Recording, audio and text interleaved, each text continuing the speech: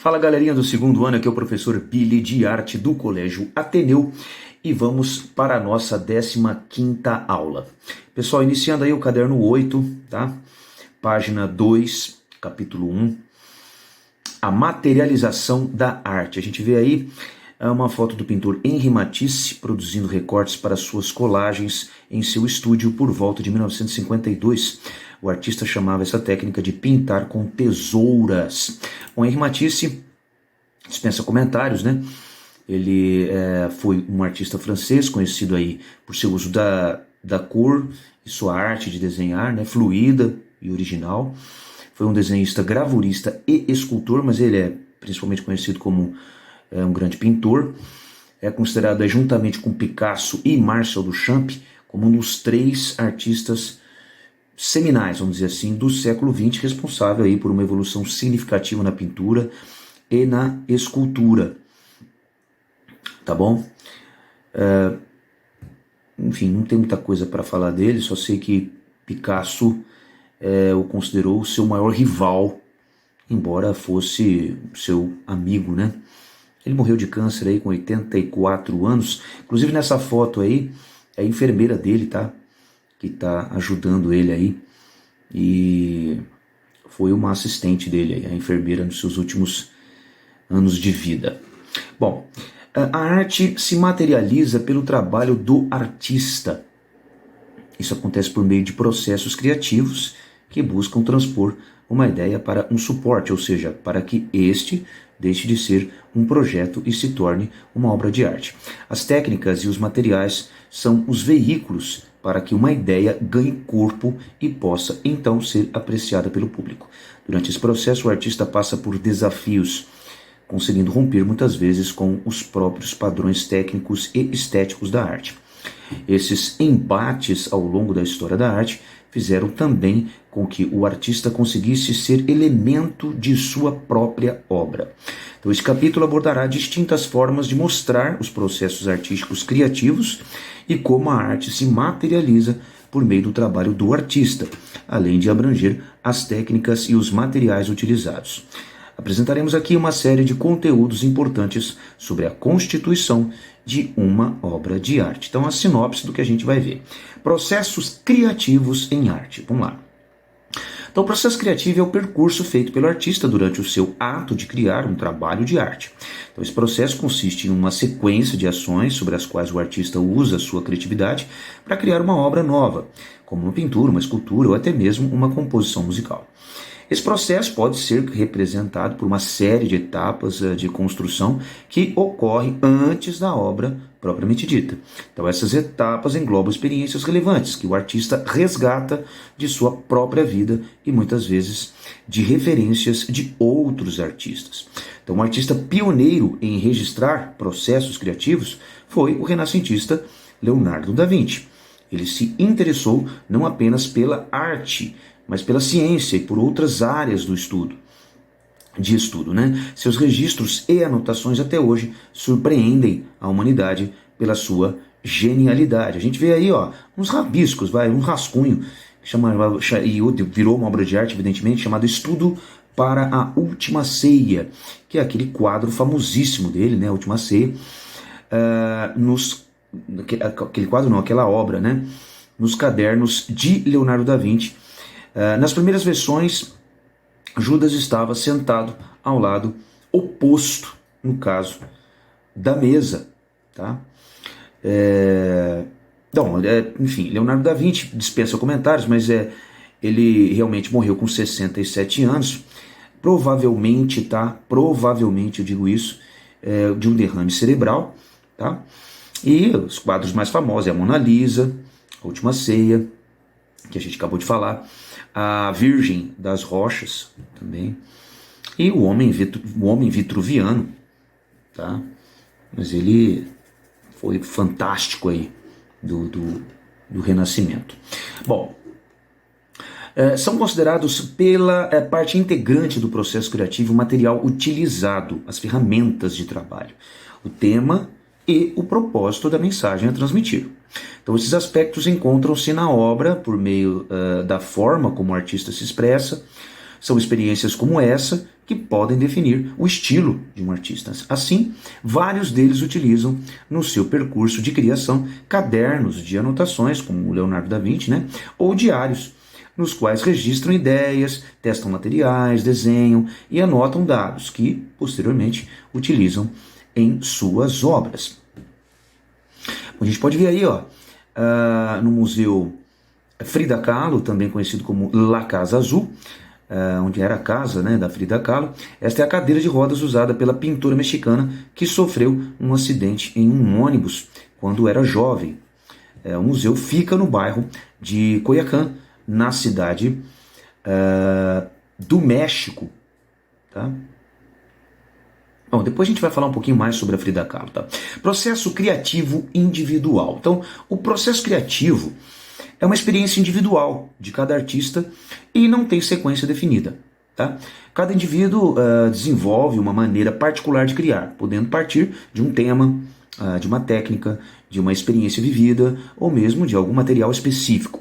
Então esse processo pode ser interrompido e refeito pelo artista várias vezes e depender de limitações ou novas ideias. Então a ação de um artista é a parte de um processo e pode ser vista também como uma forma de intervenção, participando da vida em sociedade e contribuindo para o avanço de teorias, desenvolvimento, principalmente cultural, artístico, ambiental, social ou político. Então esses desenvolvimentos são consequência das aspirações e necessidades de determinada geração, de um contexto cultural ou até mesmo em decorrência de uma tragédia. O artista, então, é um agente social, pois tem o poder e a função de interferir na sociedade, a partir de uma abordagem contextual, conceitual e artística, por meio da qual apresenta suas obras. Então, essas obras e o respectivo processo criativo do artista contribuem para a evolução da arte, modificando suas formas e oferecendo novas possibilidades de recepção por parte do público. Dessa forma, o processo individual foca o reconhecimento singular de uma personalidade e valoriza para além das obras o processo criativo e a biografia do artista. Vamos ver o processo criativo agora coletivo.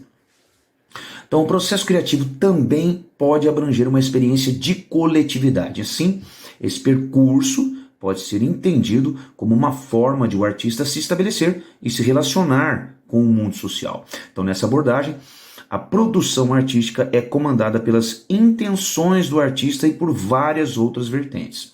Esse processo pode ser visto no trabalho do artista plástico sul-africano Aaron Gunn-Sally, que retrata na exposição Agridoce o desastre ambiental na cidade de Mariana, quando estourou aquela barragem, né, de rejeitos.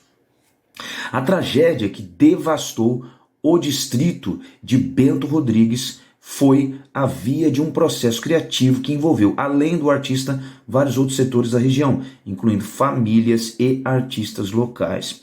A intenção foi remontar no espaço de um museu as casas devastadas pela tragédia, utilizando os próprios materiais coletados no local. Essa remontagem tratou sobre o sentimento de perda e o risco de outros desastres ambientais. Então o processo foi um contínuo exercício de coletividade, de abertura para o outro, ou seja, inclui o cidadão comum. Então o envolvimento comunitário na obra materializou a memória e a ação coletiva e desmaterializou a figura individual do próprio autor da obra. Nesse processo desaparece então a figura romântica do artista como um gênio solitário e a do artista antropólogo, que sai a campo para mostrar outras culturas. Então, no processo criativo coletivo, o que interessa para o artista é fazer junto, pois a arte é ativismo e transformação social. A gente pode ver a obra aí, ó, Instalação Agridoce, de Aaron Gunn-Sally, e também Aline Xavier, de 2016, além da reconstrução física de uma das casas antigas pelo desastre de Mariana, em Minas Gerais. A instalação conta com sons, inclusive, de deslizamento, olha só, colocando o espectador no local, nos deslizamentos de lama, e exibição de vídeos e de topografias. Olha só que coisa interessantíssima, né? Lembrando que o Aaron, ele é sul-africano, né? Mas ele é estudioso, tá? Bacharel em escultura, tá? E na África do Sul, ele é natural da cidade do Cabo, tá? Ele atua a partir de uma prática colaborativa baseada em diálogos e trocas, tá? Ele procura traduzir histórias orais e intervenções em instalações, como vocês viram, que frequentemente envolvem esculturas e site-specific, tá? Suas criações convidam o espectador a nelas tomar parte e assim complementá-las de uma certa forma, né? E a outra artista, a Aline Xavier Mineiro, é isso mesmo o nome dela, a Aline Xavier Mineiro, tá? Ela é Mineiro é o sobrenome, mas ela também nasceu em Belo Horizonte, está graduada em arte contemporânea, enfim, foi curadora de arte, tem seus trabalhos apresentados através de instalação, fotografia, filmes, enfim, inserções de outras tipo de arte digital, em outras áreas do conhecimento, incluindo cinema, antropologia, tá? São bastante interessantes o trabalho dela, tá? Bom, aí, continuando, tanto o processo coletivo como o individual rompem com padrões acadêmicos e sociais. Tá? Então, assim, a partir da arte moderna, os movimentos artísticos utilizam de maneiras diferentes um pressuposto. Qual que é esse pressuposto? Só se alcança a originalidade se houver uma ruptura com os costumes anteriores praticados. Evidente, né? Uma coisa inédita tem que ser, para ser original, tem que ser inédita e não pode ser cópia de nada. Então, a liberdade no processo criativo agora. Tá? Então, a liberdade no processo criativo enfrentou diversos obstáculos no decorrer da história da arte. Da Idade Média até o início do Renascimento, isso aí por volta de 1500, os artistas eram intimidados pela igreja e tinham que respeitar suas doutrinas. Por exemplo, aí o filme Moça com Brinco de Pérola, é o nome do filme, dirigido por Peter Weber em 2003, representa o processo criativo do pintor Johannes Vermeer e a onda de misticismo e transcendência típica do século XVII, que vai de 1601 a 1700. Nessa época, a figura do artista era considerada a de um ser superior, que não podia ser perturbado no seu momento de criação. Até mesmo o espaço do ateliê era considerado sagrado. Essa idealização corresponde à falta de documentação acerca do processo criativo nesse período. E por isso traduziu o enaltecimento do artista como um ser excepcional. Tá aí a foto do pôster oficial do filme Moça com Brinco de Pérola. Tá? Bom, no século XIII, vai de 1201 a 1300, os artistas de Veneza, na Itália, tiveram que renunciar à pintura de quadros em cavaletes, aquele suporte do quadro, né? Pois precisavam se dedicar ao que a sociedade da época queria consumir. Então, com a pintura mural, por exemplo, nas paredes, a escultura, projetos de jardins, fachadas de edificações, por exemplo, né? Então, mais adiante, no século XX, vai de 1901 ao ano 2000, os movimentos da arte de vanguarda, que é os novos movimentos que deram forma ao modernismo europeu, também não foram aceitos pela sociedade do seu tempo, pois confrontavam as tradições da arte oficial. Então, essa rejeição pode ser vista também no modernismo brasileiro, aconteceu aqui no Brasil também, no qual os artistas propunham uma nova visão da arte, representando uma estética inovadora, inspirada nas vanguardas europeias, mas não foi muito bem aceito. Ainda durante o século XX, o artista posiciona-se como ser pensante, ele documenta seu processo criativo, questiona seus métodos, a sociedade em sua volta, sua própria existência, o percurso artístico e o seu papel social e político. São vários os artistas que fizeram do processo criativo parte integrante do resultado de sua obra. Um exemplo é Jackson Pollock, tá? Um artista estadunidense dos Estados Unidos, cujo trabalho foi muito importante para as artes da primeira metade do século XX, foi considerado um dos criadores do expressionismo abstrato ou action paint. O action paint é uma vertente artística que reconhece a importância do chamado impulso espontâneo. Então, nessa vertente, os movimentos corporais e o gestual são de grande relevância no momento da criação da obra, como a gente pode ver aí, o Pollock em pé aí, nessa foto, que foi o artista que explorou ao máximo a técnica conhecida como gotejamento. Então ele derrama tinta líquida sobre a tela, o que resulta em composições abstratas com linhas amaranhadas. O resultado era realmente totalmente imprevisível, né? A gente não sabia o que podia acontecer. O Pollock, ele morreu com 44 anos, tá? E foi um grande pintor, referência no movimento do expressionismo abstrato, tá? Tornou-se conhecido por seu estilo único de pintura, como eu falei, por gotejamento, tá? Foi um grande artista da sua geração e ele lutou muito tempo contra o alcoolismo durante boa parte aí da sua vida, tá? E ele morreu porque, evidentemente, dirigia um carro alcoolizado, tá? Com 44 anos de idade. Foi uma perda inestimável. Grande Pollock. Bom, é um processo criativo e um mercado, tá? Toda atividade profissional, como toda atividade profissional, a arte necessita de recursos para se manter. A forma como esses recursos são obtidos influencia o modo de expressão dos artistas e suas carreiras. A gente viu até como é que isso acontecia no Renascimento, onde a arte era patrocinada pela igreja. Assim, os artistas, para vender seus trabalhos e se sustentar, produzem obras comercializáveis e que atendam aos padrões do que é considerado de bom gosto, para assim terem aceitação social. Então, essa forma de mercado de arte não busca satisfazer aos impulsos criativos do artista, embora garanta seu trabalho. A maioria dos artistas que se baseavam nos seus preceitos morreram pobres. Aí, por exemplo, a gente vê um relevo em pedra sobre o ofício do escultor, tá? É uma peça de Andrea Pisano, né? Feita em 1334, entre 1334 e 1336, tá? Andrea Pisano. Andrea Pisano, ele foi um escultor e arquiteto italiano, tá? Ele é famoso por ter executado aquela chamada Porta Azul do Batistério de Florença, né? Essa obra aí maravilhosa, tá?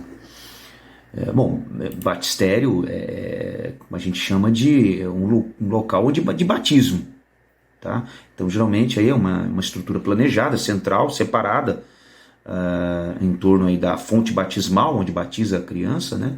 Então o batistério pode ser também que ser incorporado no corpo da igreja, né? Ou numa catedral, quando a igreja é grande, e dotado de um altar aí, ou uma capelinha, né? Bom, enfim, a sociedade é dinâmica e está em constante mudança e transformação. Então o artista precisa então produzir sua arte e adaptar-se às exigências, sem abrir mão do seu processo criativo. Caso o processo criativo seja regulamentado por padrões impostos pela sociedade, que acontecia muito no Renascimento, o valor da originalidade e da singularidade se perdem. Isso demonstraria uma estagnação cultural e o retrocesso no campo da arte.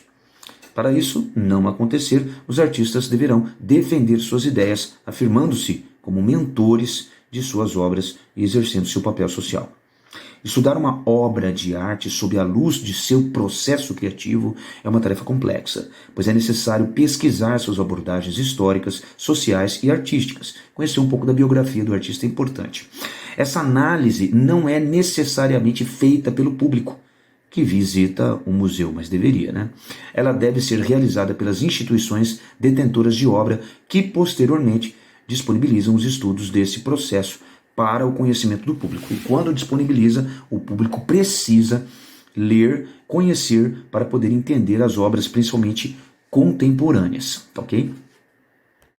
Bom, agora vamos à aplicação de técnicas e materiais na arte, tá? Bom, então a produção artística pautada no uso de diferentes técnicas e materiais sempre foi um desafio para os artistas. Na pintura rupestre, que é a pintura em caverna, os pigmentos utilizados eram materiais que a natureza oferecia. Então as ferramentas eram feitas de ossos, pelos de animais e até mesmo as próprias mãos eram usadas para pintar. A princípio as rochas eram os suportes, né, a tela para as pinturas e, por serem duráveis, atestam desde a antiguidade a capacidade criativa do ser humano. A gente pode ver aí uma pintura rupestre na cidade de Las Cauques, na França. Ao longo dos anos, os artistas buscaram novos materiais e assim aprimoraram as técnicas e materiais. Vale esclarecer que nas artes visuais a técnica consiste em tudo que é ordenado em uma atividade artística que é submetida a regras e a uma forma específica de fazer. Os materiais, por sua vez, são os elementos, os suportes e as ferramentas usados para desenvolver a técnica. Lembrando que o suporte é o material mais importante. Quase todo material e técnica pode ser uma via para a criação de um trabalho artístico, porém, alguns materiais são mais tradicionais, por serem mais conhecidos e mais utilizados. Por exemplo, o desenho. Vocês gostam tanto, né?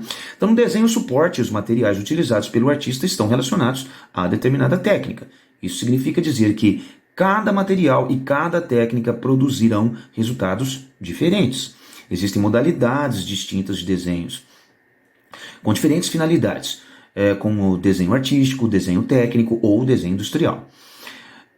Também tem desenho de moda, desenho arquitetônico, constrói as casas, croquis, né, que é uma espécie de esboço, desenho científico, etc. Então, cada modalidade requer técnicas e materiais diferenciados. Contudo, desde sua invenção, o papel tem sido o suporte mais utilizado para a realização de desenhos. Então, são várias as ferramentas utilizadas no desenho. As mais comuns são o lápis, o carvão, os pastéis, os crayons, né? Os crayons, a pena e a tinta. Então, muitos materiais são à base de água ou óleo e são aplicados secos, sem nenhuma preparação.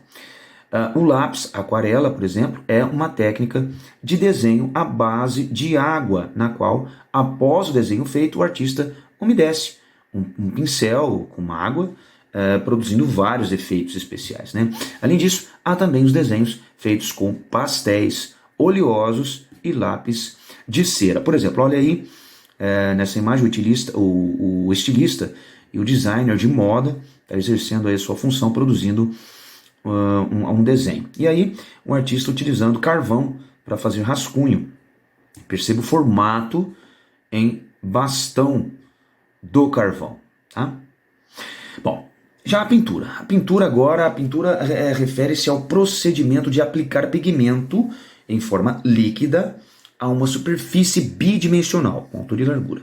Nesse procedimento, várias técnicas e materiais são utilizados. Para pintar é necessário um suporte, tela, papel, tecido, parede, madeira, etc., que deve ser compatível com o tipo de tinta utilizada. Uma pintura com aquarela, por exemplo, precisa de tinta à base de água e de um papel com uma gramatura maior, mais grosso, que não enrole nem vaze a tinta no verso. Já em suportes como tela e madeira, a tinta precisa ser acrílica ou à base de óleo, pois a tela é produzida por um tipo de tecido de algodão encerado que necessita de uma tinta mais espessa, mais grossa. Por exemplo, aí vocês podem ver a obra chamada Mariposa, de Beatriz Milhazes, feita em 2004. É um acrílico sobre tela, 2,5 metros por 2,5 metros, mais ou menos. Tá? A Beatriz Milhazes é uma artista do Rio de Janeiro, nascida no Rio de Janeiro, tá? É uma artista plástica brasileira. As mais importantes obras dela é essa aí, chamada Te Quiero, de 1992. Essa outra é chamada Paz e Amor, de 1995. E o Buda, de 2000. Tem também a Beleza Pura, de 2006, tá? É uma arte contemporânea aí da geração dos anos 80, ok? Bom, a tinta acrílica é um material sintético, tá? Solúvel em água. né? É produzida industrialmente, claro, solúvel em água. Ela pode ser utilizada na pintura em camadas espessas ou bem finas, tanto faz, como se fosse uma aquarela. O resultado é um aspecto com brilho, tá? Diferente da aquarela, semelhante ao plástico. Por outro lado, a pintura a óleo é uma mistura de pigmentos e óleo de linhaça, ou pode ser papoula também, que é um tipo de planta. É um material com consistência de, vamos dizer, mais amanteigado, né, de manteiga, e já vem pronta para o uso, embalada em tubos ou pequenas latas. Para facilitar na hora de espalhar, é diluída com óleo de linhaça ou terebintina, tá? Que é um tipo de aglutinante. A grande vantagem da pintura a óleo é a secagem lenta da tinta. Lógico, isso facilita, porque permite o pintor poder modificar e corrigir o seu trabalho durante o processo criativo, né, durante a pintura. Então, atualmente existem controvérsias sobre a definição de pintura devido à variedade de experiências entre diferentes meios e a inserção da tecnologia digital na arte. Você sabia que na pintura é possível trabalhar com materiais que são mais associados ao desenho, como os pastéis e os crayons? Isso significa dizer que a pintura não se limita à aplicação do pigmento em forma líquida. Isto é, o conceito de pintura pode ser aplicado para a representação visual por meio de cores. Bom, a utilização da tinta a óleo na Europa no século XV, que vai de 1401 a 1500, contribuiu para um importante avanço técnico para a pintura.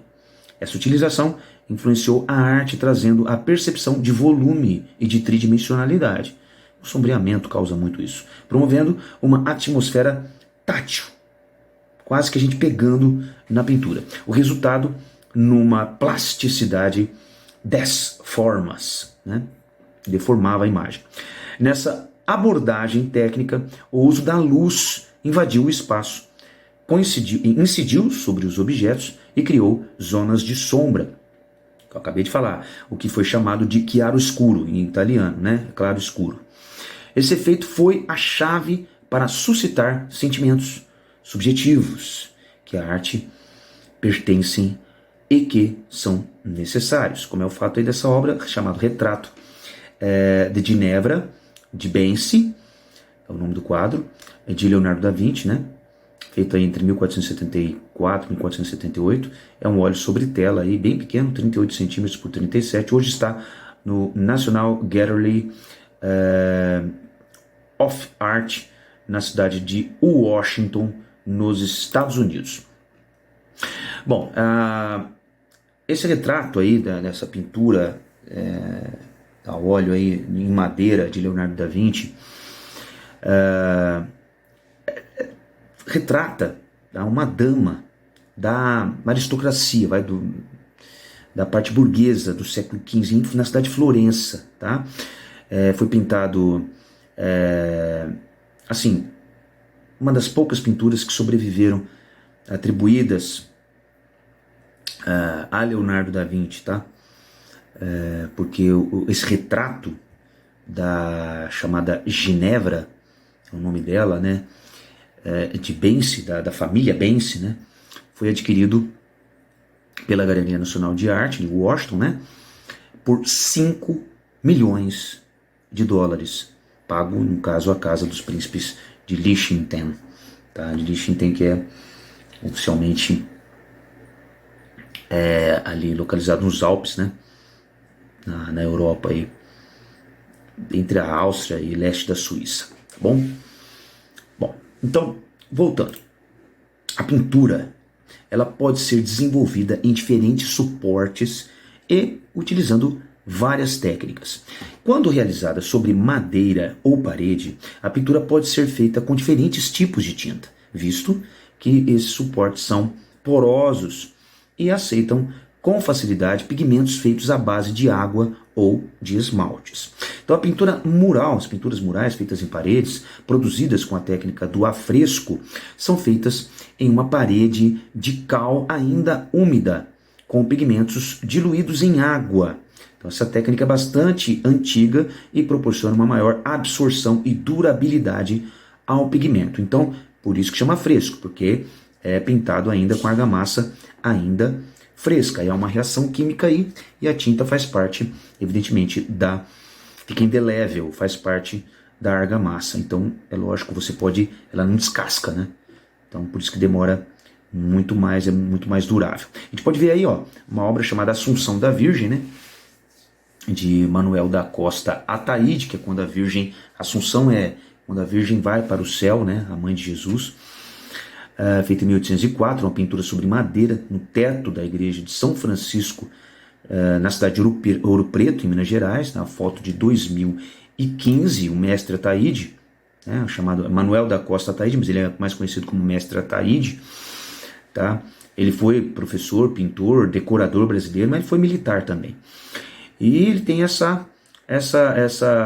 estilo barroco e também a transição aí do barroco para o rococó, que demorou um pouco para chegar no Brasil, chegou um pouco tardio, mas ele utilizou essa técnica aí, tá? E, enfim, ele tem uma peculiaridade, vamos dizer assim, né?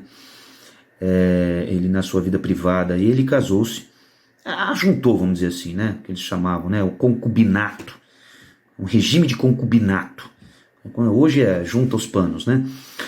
Porque ele não quis assumir o relacionamento que ele teve com Maria do Carmo Raimunda da Silva, que era 26 anos mais jovem do que ele, porque ela havia sido uma escrava, tá? Lógico. Depois ela teve... ela não era mais escrava, né? Mas ela foi escrava dele mesmo, tá? E ele teve 6 filhos com ela. Ele não era negro, tá? Lógico, ele era branco, apesar de que dizem que ele era negro, mas ele não era, tá? E ele teve 6 filhos, onde 2 deles nasceram já mortos, tá ok?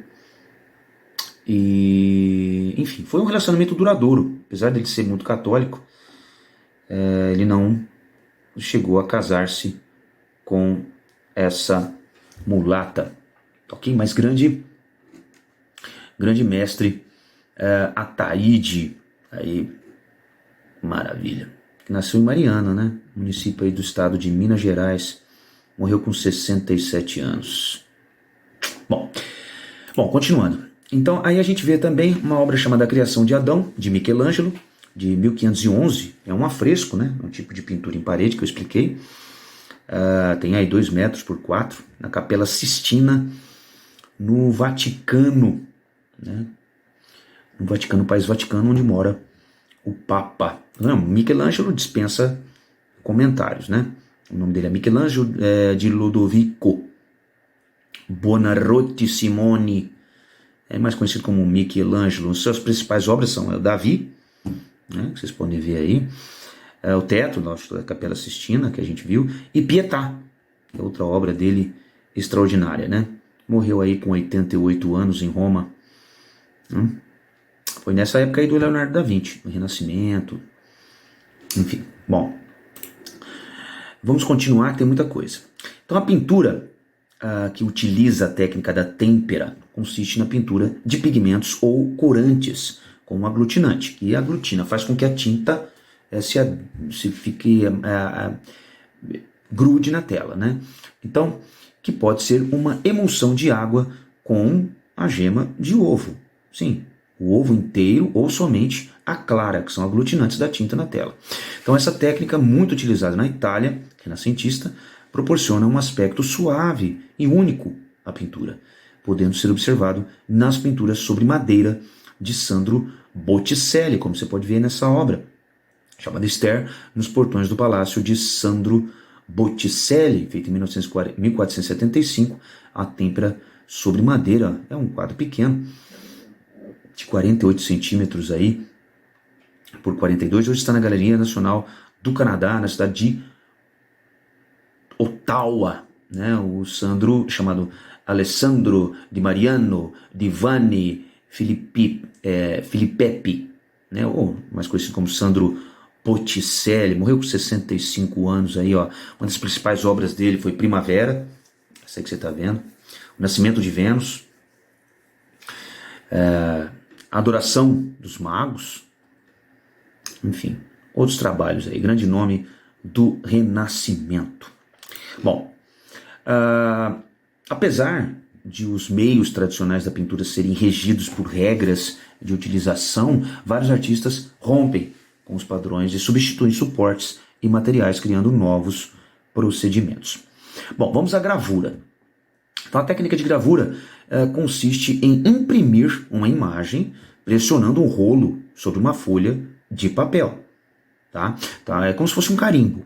Então, a gravura é produzida pensando na sua impressão e reprodução. Para produzir uma gravura, é necessário partir de uma matriz que pode ser feita nos suportes que você vai conhecer a seguir. Por exemplo, a matriz pode ser pedra.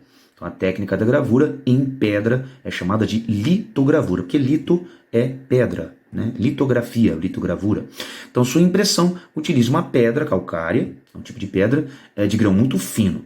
Então, o processo é baseado na repulsão entre a água e as substâncias gordurosas. Então, há uma reação química ali na pintura que o artista faz na pedra.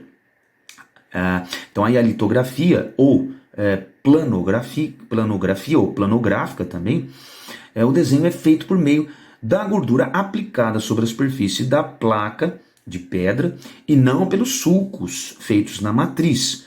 Tá? Então ele não faz buraco na pedra, ele só pinta na pedra. Tá?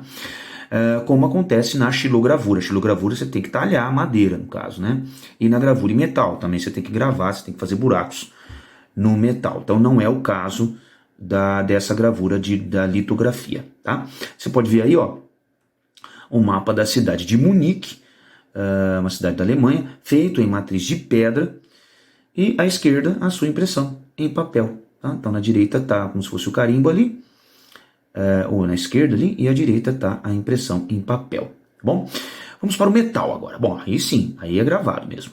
Então a técnica de gravura em metal é chamada de calcografia. Então calcografia é a gravura em metal. Então o artista faz a gravação da imagem riscando, né, com ferramentas cortantes, evidentemente, sulcos no metal. Sulcos são os riscos, chamados de sulcos. Tá? Então ele pode também usar outras técnicas raspando a chapa de metal para criar gradações de cor ou ampliar ácido nítrico, ou aplicar ácido nítrico para criar corrosões no metal, que é dando um certo sombreamento, né? Para além da arte, essa técnica é utilizada na impressão de cédulas de dinheiro, dificultando as falsificações. Vocês podem ver aí a cédula com sua matriz em metal, no caso aí do lado, expondo o processo de impressão através da calcografia. Hoje está no Museu de Valores do Banco Central de Brasília, em 2010. Lógico que isso não é feito hoje em dia, né? Isso era antigamente, que era dessa maneira.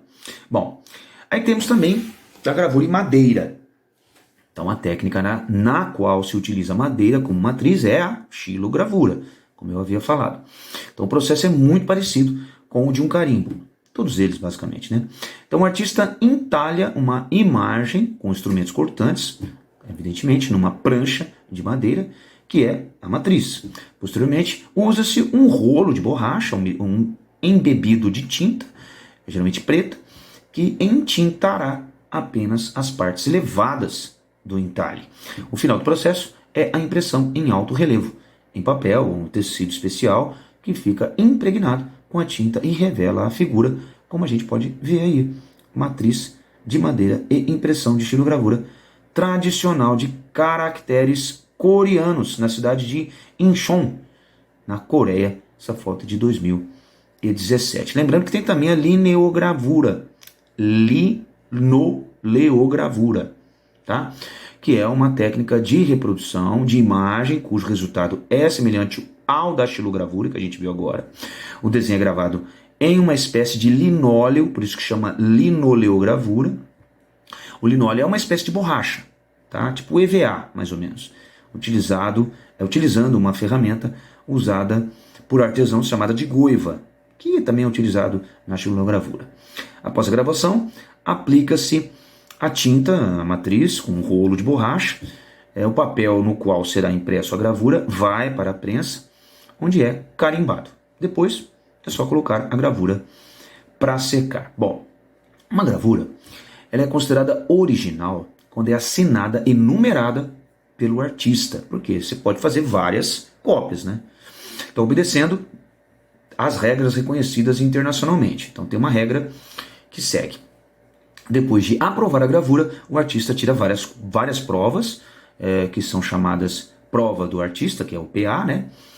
Chegando o resultado esperado, é feita uma cópia, chamada Boni a Tirer, que é boa para imprimir, BPI. Então aí a tiragem final precisa ser aprovada pelo artista, que assina a lápis cada impressão, coloca a data, o título da obra e o número da série. Então, após a edição, a matriz deve ser destruída ou inutilizada. Cada imagem impressa é considerada um exemplar original da gravura e o conjunto destes exemplares é denominado tiragem ou edição. Bom, agora a colagem. Bom, a colagem é também considerada uma técnica convencional das artes visuais. Ela utiliza diferentes materiais colados, lógico, né, lado a lado, ou sobrepostos, uns sobre os outros, né, pegando parte do outro também, aplicados em distintos suportes, criando assim efeitos e texturas variadas, como a gente pode ver aí, a obra chamada Aqueles Heinzens Saint Capitous, de Rolando Sá Nogueira. Bom, feito em 1965, é um óleo, tinta a óleo, lápis de cera, guache e colagem sobre tela, tá? Hoje está em Lisboa, é 1,20 m por 92 no Museu do Chiado. Então essa frase, aqueles Heinz sont captus, que uvas são inebriantes, fortes, né? Vamos dizer assim, mas dizendo aí que as mulheres, né, são fortes, enfim, atraentes. Bom, a gravura foi utilizada pela primeira vez na China, na época da invenção do papel por volta de 200 a.C. Mesmo antes do século XX, a colagem já era conhecida, embora fosse considerada uma atividade infantil. Ela ganhou status de arte quando artistas cubistas, como Pablo Picasso, passaram a utilizá-la em seus procedimentos. A colagem abrangeu não apenas os aspectos da materialidade, mas também aspectos conceituais, visto que a técnica utilizada era um dos fatores que romperam com os padrões tradicionais da arte acadêmica, quer dizer, a arte que é aprendida nas escolas. Então, essa ruptura fez com que a colagem ganhasse autonomia no meio artístico, apresentando novas relações dessas produções com o seu entorno. Muitas colagens são feitas a partir de materiais retirados do cotidiano, como pedaços de jornal, papéis de todo tipo, tecido, madeira e objetos variados. Dessa forma, a colagem é conhecida como uma construção sobre um suporte, e isso dificulta encaixá-la entre as fronteiras rígidas da pintura ou da escultura. Bom, a escultura agora. Bom, desde a antiguidade, formas são representadas pelo procedimento da escultura. Nos meios tradicionais de representação, a escultura se configura em 3 dimensões no espaço, ou seja, é uma forma tridimensional e possui altura, comprimento e largura ou profundidade. Então, os processos da produção escultórica são classificados com base no material empregado: pedra, metal, argila, gesso ou madeira, e nos materiais industrializados também, acrílico, plástico e resinas.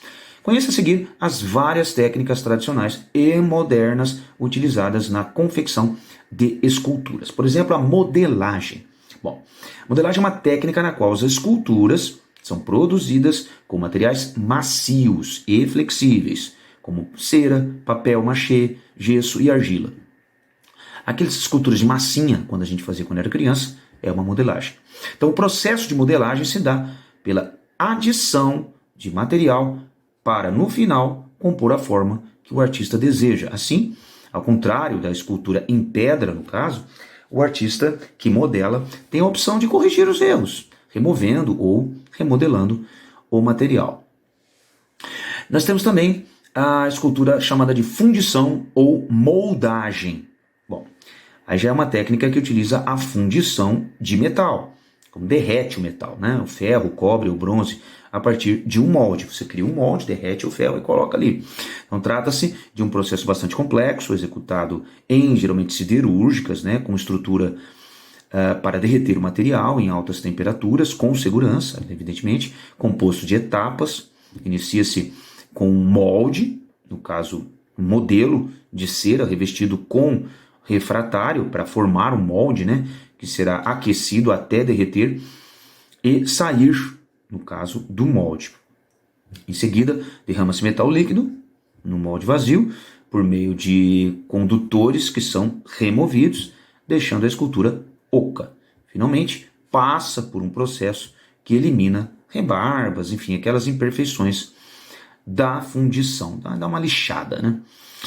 Por exemplo, aí, ó, uma obra desse tipo é O Pensador, do escultor francês Auguste Rodin, muito conhecido. É uma escultura que foi produzida por meio de processo de moldagem. Ela faz parte, como destaque, da composição intitulada Porta do Inferno. Ela fazia parte dessa obra, né? Feita por encomenda do Museu de Arte Decorativa de Paris. Um portal medindo 7 metros de altura, com 180 personagens esculpidos em bronze, que levou 37 anos para ser finalizado. Olha só, foi de 1880 a 1917. Então, o tema da composição é a Divina Comédia, do escritor italiano Dante, né, o famoso Dante Alighieri. A primeira versão de O Pensador, chamada O Poeta, foi feita em gesso em 1880, medindo 70 centímetros de altura, bem pequena. Alguns pesquisadores dizem que o homem retratado pela escultura é o próprio Dante, que é o autor da obra, né? Ou outros dizem que se trata da figura de Adão, que é o personagem do Antigo Testamento. Já outros dizem ser a representação do próprio Rodin. Então o artista fez ainda mais de 20 cópias da original para serem expostas em museus, sendo que algumas cópias são versões de diferentes proporções, quer dizer, diferentes tamanhos.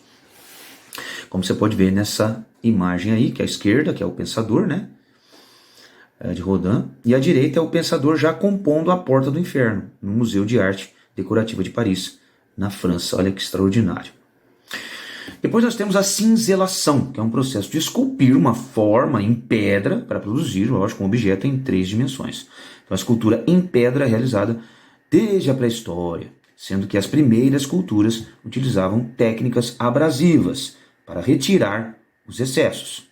Posteriormente, técnicas básicas foram criadas, que é o martelo e o cinzel, né, que são materiais que se tornam as primeiras ferramentas, né, para se esculpir. Então o cinzel, que dá nome à técnica de cinzelação, né, é uma ferramenta retangular de ponta fina que consegue cortar pedras como o mármore, muito utilizada, pois é macia.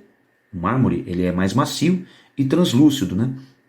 E o calcário também, que é o mais duro e resistente, né? No caso a gente pode ver aí, ó, o cinzel sendo utilizado aí com esse escultor, né, para esculpir uma pedra aí. Depois nós temos o entalhe, né? O entalhe, as esculturas em madeira são produzidas a partir da técnica do entalhe, que consiste em extrair material da madeira para obter uma forma desejada. Então a extração é feita em ferramentas chamadas formões. Aí o artista precisa conhecer os diversos tipos de madeira para produzir obras que não sofram rachaduras com o tempo e que sejam resistentes a cupins. Então, geralmente, são utilizados poucos tipos de árvores, selecionadas em função de sua textura, tonalidade e de beleza do material proporcionada pelos veios da madeira, né? Então, as madeiras geralmente utilizadas são o cedro e o mogno. por serem mais macias, leves e fáceis de trabalhar. O acabamento ele é feito com tintas e vernizes, preparados com resinas químicas ou naturais. Aí tá feito aí, ó, você vê uma foto de um entalhe que é feito com auxílio de ferramentas, como as goivas que ele está utilizando, é uma goiva, né?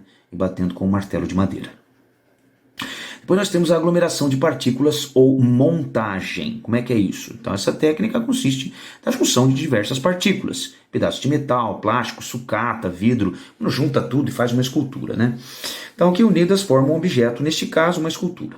Nesse processo o artista pode criar uma escultura com materiais mais rígidos, como ferro ou madeira, e posteriormente juntar com outros materiais, montando assim a forma desejada para a sua escultura. Fique por dentro. Eduardo Sir é um artista que busca defender a vida e o planeta em seus trabalhos. Então ele apresenta formas de reflexão sobre a falta de harmonia em nosso ambiente. Na instalação Enchente, a obra do artista é composta de milhares de carrinhos de brinquedo aglomerados e sobrepostos de forma caótica para remeter ao problema urbano das enchentes que sempre, todo ano, assolam a cidade nas chuvas de verão, várias cidades. Então a obra pode ser facilmente encontrada na internet e é um exemplo de obras que exploram a aglomeração de partículas. Dá uma olhadinha aí na obra. Bom, pessoal, o Eduardo Sher, ele nasceu na cidade de São Paulo, tá? Onde vive e trabalha atualmente, tá bom? Bom, continuando. Como já podemos observar, na arte contemporânea, as fronteiras entre os procedimentos artísticos, pintura, desenho, escultura, colagem, gravura, não possuem uma limitação definida. Muitas vezes essas fronteiras se diluem e o artista produz uma única obra, unificando vários procedimentos, utilizando diferentes técnicas e materiais. Então essas características podem ser vistas em vários expoentes da linguagem artística contemporânea. Tá ok? Bom, continuando.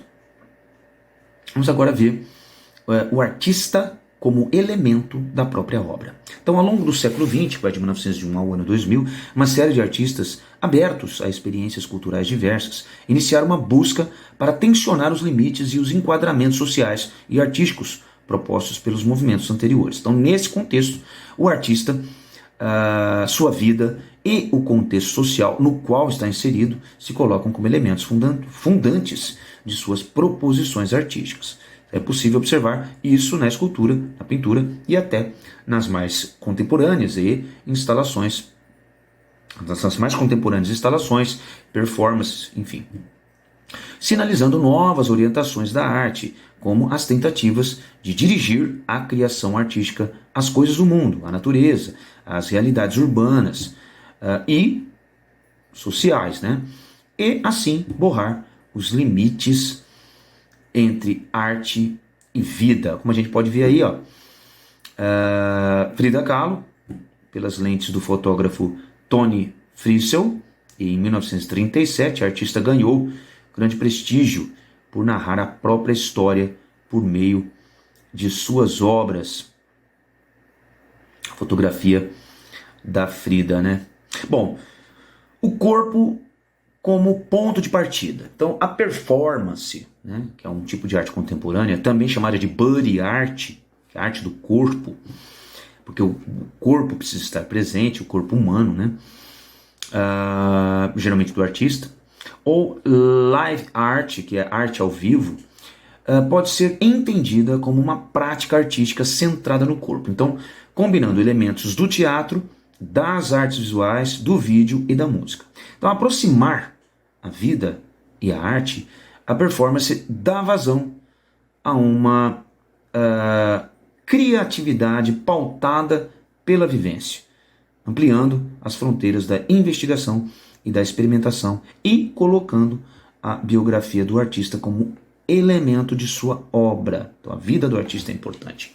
Então, a performance tem a característica de ser marcada pelo tempo e possuir duração efêmera, quer dizer, dura pouco tempo.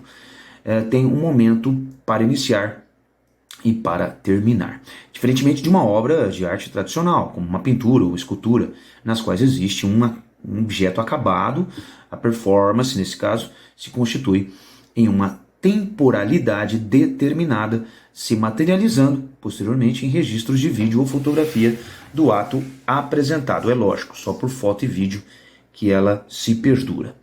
Por exemplo, a gente pode ver uma apresentação de performance do grupo Fluxus em Nova York, nos Estados Unidos, em 1964.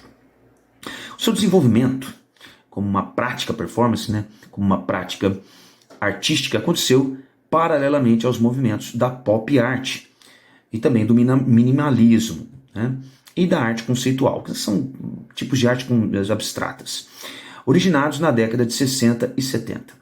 É possível identificar traços da performance nas práticas do happening, que é bem parecido, né, com esse tipo de arte, que eram situações coletivas. No caso, o happening é mais coletivo e a performance é mais individual.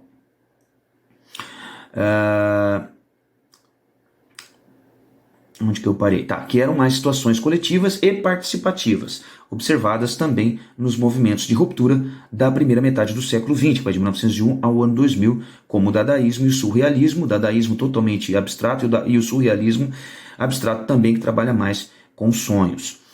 No período do desenvolvimento da performance, o grupo Fluxus teve um papel fundamental ao propor formas de se pensar e fazer arte, questionando os modelos de produção e comercialização de obras acabadas praticados pela sociedade burguesa daquela época. O grupo rompia as barreiras da arte e não arte através de linguagens como música, dança, teatro, artes visuais, poesia, vídeo e fotografia, em proposições artísticas inovadoras, diferentes. O grupo Fluxus mobilizou artistas em diversos países, como França, Estados Unidos, Japão e Alemanha, como você pode ver aí nessa obra chamada Rest Energy, de Marina Abramović, e Ulay, feita em 1980. É uma performance, né, que aconteceu em Amsterdã, uma cidade da Alemanha, e durou apenas 4 minutos, mas foi eternizada por foto, né?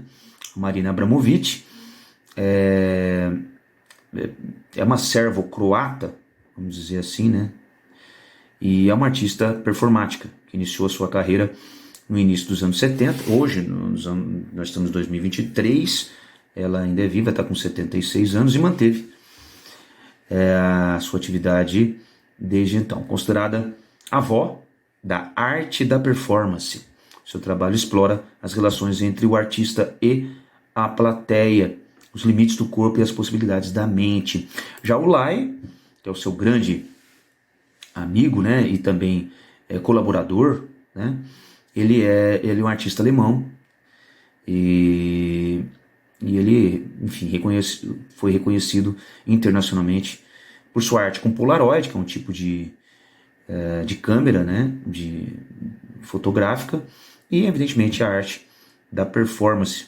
Ele morreu aí com 76 anos. Tá? Continuando, no período seguinte, a arte performática continuou a investigar os limites do corpo, colocando-o em situações de risco. A diferença entre esta prática e o teatro tradicional é que o artista não está representando personagens, mas utilizando a sua identidade como material cênico. Então, o suporte é o próprio artista ou o corpo humano. Então, o ato de não interpretar um personagem fictício, criado, né, coloca o artista em cena como um sujeito desejante e performante, aberto ao acaso, e o que pode acontecer. E há diferentes possibilidades. Então, esta prática pode ser observada no trabalho Rest Energy, dos artistas Marina Abramović, como eu falei, e Ulay, em que ambos seguram um arco e flecha com o peso dos seus corpos. A flecha apontada para o coração de Abramović poderia ser disparada, a depender dos seus movimentos, testando os limites de seus corpos. Atualmente é possível destacar no Brasil o trabalho da artista Ana Luísa Santos, que explora os limites do corpo e do espaço por meio de suas performances. Muitos desses trabalhos podem ser encontrados na internet, em especial a peça Rota, de 2011, em que a artista teve suas roupas fixadas em uma parede da galeria, fazendo com que os movimentos do seu corpo ficassem sujeitos ao esgarçamento de suas roupas. A imprevisibilidade do movimento, o momento de queda e de libertação são colocados como pontos de partida para indagações sobre os limites da liberdade e do aprisionamento social que vivenciamos nos dias de hoje. A performance da artista pode ser acessada nesse endereço eletrônico, mas dá uma olhadinha aí na imagem desta obra.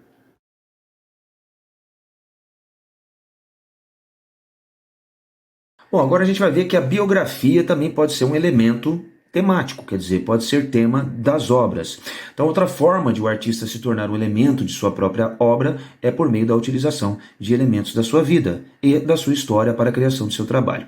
Acontecimentos pessoais, como tragédias ou dores, ou questões ligadas ao seu contexto social, podem se materializar em pinturas, performances ou até em intervenções em seu próprio corpo. Por exemplo, a gente dá uma olhadinha aí nessa obra chamada As Duas Fridas, de Frida Kahlo, de 1939, é um óleo sobre tela. Num autorretrato da direita, Frida está vestida com roupas de Tehuana, que é um forte símbolo da cultura mexicana. Bom, a artista mexicana Frida Kahlo, agora a gente vai falar um pouquinho sobre ela, né? Incorporou em seu trabalho elementos estéticos da cultura popular de seu país, associando-os a acontecimentos de sua breve trajetória de vida, marcada por dor e sofrimento. Frida conheceu o artista Diego Rivera, lembrando que Frida morreu com 47 anos, tá? O Diego Rivera, que teve um relacionamento conturbado, né, com ele. No quadro As Duas Fridas, que a gente viu, a artista retratou a separação do seu amado, ao representar duas imagens de si. A primeira com um traje europeu e o coração dilacerado, e a segunda com um tradicional traje mexicano e a imagem de Diego em suas mãos. Já na obra A Coluna Partida, que a gente vai ver daqui um pouquinho, é possível observar a representação da força da artista diante da sua fragilidade física. Quando criança, Frida contraiu poliomielite e aos 18 anos sofreu um grave acidente de ônibus que a colocou entre a vida e a morte durante meses. Dá uma olhadinha aí então nessa obra Coluna Partida. Bom, agora a gente vai falar um pouquinho sobre a Yayoi Kusama, que aos 90 anos de idade possui um trabalho que atrai multidões ansiosas para tirarem fotos e selfies dentro de seus ambientes coloridos repletos de bolinhas, característica marcante das obras e figurinos da artista japonesa. Ao longo de sua vida, Kusama teve que superar traumas infantis e conviver com o roubo de suas ideias por colegas homens, pois não era comum uma mulher ter ambições de carreira. Desde menina, ela era determinada a ser pintora. Apesar da falta de apoio familiar, seus trabalhos iniciais revelam o que se tornaria uma persistente fascinação. Quando era criança, Kusama começou a enxergar pontos devido a problemas psicológicos que sofria. Ela decidiu retratá-los por meio de desenhos. A mãe da artista tirava seus desenhos antes que ela pudesse terminá-los. Essa frustração explica seu impulso criativo e obsessivo, no qual ela se apressa para terminar um trabalho antes que ele possa ser tomado de si. Mais tarde, os pontos se tornaram o tema principal abordado ao longo de sua carreira, assim como as demais alucinações. A gente pode ver aí a obra The Obliteration Room. Obliteration Room, quer dizer a sala de destruição, a sala, enfim, da eliminação, tá? Da Yayoi Kusama, que é uma performance, ela é viva ainda, estamos em 2022, ela é viva ainda, é uma performance viva. Quando o visitante entra, recebe um pacote de adesivos coloridos para construir a obra de arte. Essa é uma foto da exposição de Jakarta, um município da Indonésia, em 2018. Então, as artistas apresentadas mostram em seus trabalhos traços de suas diferentes vivências, como mulheres, né? Incorporando suas histórias nas proposições artísticas e se manifestando nos mais diferentes suportes. Então, esses elementos pessoais e biográficos, quando levados ao contexto social ao qual estão inseridos, se tornam narrativas compartilhadas e trazem à tona questões e problemáticas vivenciadas também por outros indivíduos. Bom, agora a arte coletiva, né, feitas em grupo. Então, na contemporaneidade, quer dizer, nos dias de hoje, a arte coletiva é uma prática que vem se desenvolvendo e que se constitui como proposições que envolvem a coletividade para superar questões e problemas da sociedade. Nesse tipo de prática, o artista lança métodos e propostas que o tira do papel de um único autor de uma obra em busca de uma realização que envolve a comunidade e o público. Então o artista entra então como um propositor e um articulador de ideias que são colocadas para um público para que sejam realizadas em conjunto. Por exemplo, o Joseph Beuys, que foi um artista alemão que incorporou as práticas coletivas em seu trabalho. Sua vasta e diversa produção abrange desenhos, esculturas, ações, atuações políticas e educativas e diversos escritos que pensam de forma integrada, propondo possíveis caminhos através da educação. Então, a partir do final da década de 1960, Beuys apresentou a teoria da escultura social, na qual defendia a ideia da arte não apenas como parte integrante da vida, mas como formadora do processo de organização social. Então o artista percebia a escultura como um processo evolucionário no qual todo ser humano é um artista. Em 1982, ele propôs uma obra coletiva na exposição Documenta 7, em Kassel, na cidade de Kassel, na Alemanha. No evento, 7.000 carvalhos foram plantados na cidade pelos próprios moradores, integrando vida, espaço urbano e arte de maneira interdisciplinar. Como vocês podem ver aí, o Joseph plantando um carvalho em Kassel, na Alemanha, durante a Documenta 7, de 1982. Para o artista foi mais do que uma performance. Ele chamava a experiência de escultura social. E aí a gente vê Augusto Boal, tá? Que é um integrante que interage com o público aí durante a apresentação do Teatro Oprimido, em 1980, no Rio de Janeiro.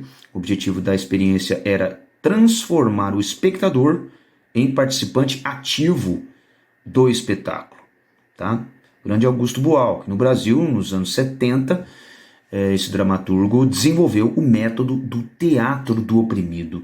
Então, como é que era isso? Imergindo no contexto da ditadura militar, o artista propôs uma forma de fazer teatro que buscasse uma mobilização política do público e dos atores, transformando o teatro em veículo para a organização e o debate dos problemas sociais. Assim, o teatro do oprimido não se propunha apenas a atores e profissionais das artes, mas também a formação de sujeitos de diferentes origens e classes para lutarem pelos seus direitos e suas comunidades. Como vocês podem ver aí, nessa obra Arte Útil, de Tânia Bruguera, de 2018. Na verdade é Arte Fútil. Tá? Em Arte Fútil, a artista e ativista cubana Tânia Bruguera explora a possibilidade de imaginar, criar, desenvolver e implantar algo que, criado por meio da prática artística, ofereça resultados benéficos às pessoas. Para Bruguera, esta prática configura-se como arte por elaborar uma proposta que ainda não existe, proporcionando esperança e crença de que algo pode ser feito de uma melhor forma. Em 2018, a artista se reuniu com um grupo de pessoas que eram vizinhas do Museu Tate Modern, em Nova York, e produziram uma instalação presente no solo de uma das galerias do museu. O trabalho consistia em um grande piso sensível ao calor, que, ao ser estimulado pelo público visitante, revelava um retrato oculto de Yosef, um jovem imigrante que deixou a Síria para ir a Londres. O retrato só era revelado mediante a ação coletiva dos visitantes, uma vez que o calor provocado por um único indivíduo não seria suficiente para revelar a imagem. Outra vertente da arte coletiva é evidenciada no trabalho Quando as Marias Falam, apresentado em 2019 na primeira Bienal de Arte Têxtil, Fibra. Então, o processo desse trabalho aconteceu por meio de laboratórios de arte e autonomia desenvolvidos dentro do abrigo feminino Maria Maria, em Belo Horizonte. Então, a partir das histórias e memórias das mulheres que lá residiam, os artistas Matheus Couto, Cris Tigra se juntaram a moradora Ana Paula Oliveira para construir uma instalação que mesclasse as linguagens da escrita, da fala, da fotografia, têxtil de panos, né, e do vídeo. É no encontro das linguagens, das trajetórias e histórias de cada um dos participantes que a obra acontece. Como vocês podem ver nessa foto aí, Quando as Marias Falam, né, de Matheus Couto e Cris Tigra, né, e, lógico, colaboradora Ana Paula Oliveira, de 2018. Bom, pessoal, por hoje é só.